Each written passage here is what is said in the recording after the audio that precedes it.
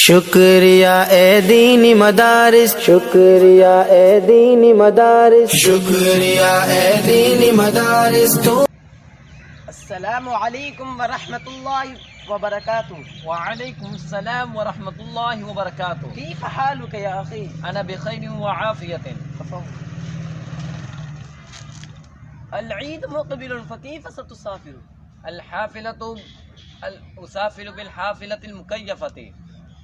الحافلة يا أخي العزيز، كيف تتحمل أعباء السفر؟ لماذا يا أخ؟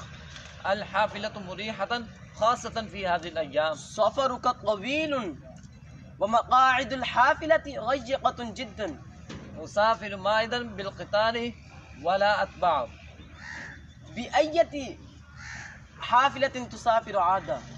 أسافر عادة بالحافلة دائما ومقاعدها مريحة. حسنا يا أخي العزيز، ولم لا تسافر القطار؟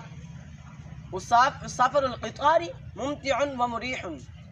سفر القطار مريح خارج باكستان ليس في باكستان. هل جربت السفر بالقطار أم تقول بلا تجربة؟